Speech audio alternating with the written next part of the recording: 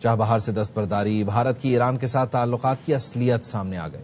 بھارت کا ایران سے معاہدے کو ذرا سے امریکی دباؤ میں ترک کر دینا دوغلی پالیسیوں کا ثبوت ہے۔ بھارت نے پابندیوں کے نفاذ سے پہلے تہران کو طے شدہ $120 ملین کی رقم ادا کی تھی۔ انڈیا پورٹس گلوبل لمیٹڈ کے بورڈ پر موجود تمام سرکاری ڈائریکٹرز نے اجتماعی استعفیٰ دے دیا۔ India ports global limited company کی ویب سائٹ بھی بند کر دی گئی ہے۔ سید محمد علی صاحب نے ہمیں جوائن کیا ہے، ان کو شامل گفتگو کرتے ہیں۔ سید محمد علی صاحب، بہت شکریہ آپ کے وقت کا۔ یقینی طور پر بھارت اپنے مفادات دیکھ کر چلتا ہے اور اس وقت اس کا سب سے بڑا مفاد یہی ہے کہ امریکہ کے ساتھ اس کے تعلقات جو بگاڑ کا شکار ہو گئے ہیں وہ مزید بگاڑ کا شکار نہ ہو، ان کو کسی طرح سے سنبھالا جائے۔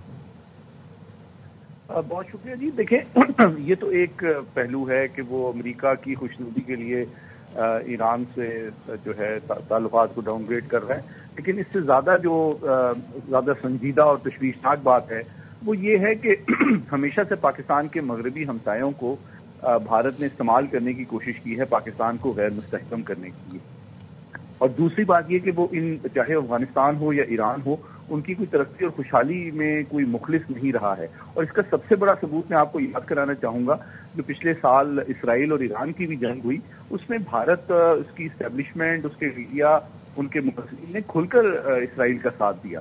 اور پھر آپ نے دیکھا کہ جو وہاں پہ اسرائیل نے انٹیلیجنس بیس آپریشن کیے، جو دہشت گردی کی کارروائیاں کی، اور حال ہی میں جو لوگوں کو حکومت کے خلاف ابھارنے کی کوشش کی، اس میں جو اسرائیلی ایجنٹس ملوث تھے، اس کا بڑا گہرا گٹھ جوڑ بھارت کے ساتھ بھی تھا اور افغانیوں کے ساتھ بھی تھا۔ اور اس کا ثبوت یہ ہے کہ اس کی فوری بات آپ نے دیکھا کہ بہت لاکھوں کی تعداد میں افغانی جو امیگرینٹس تھے ان کو ایران نے بھی ملک بدر کیا۔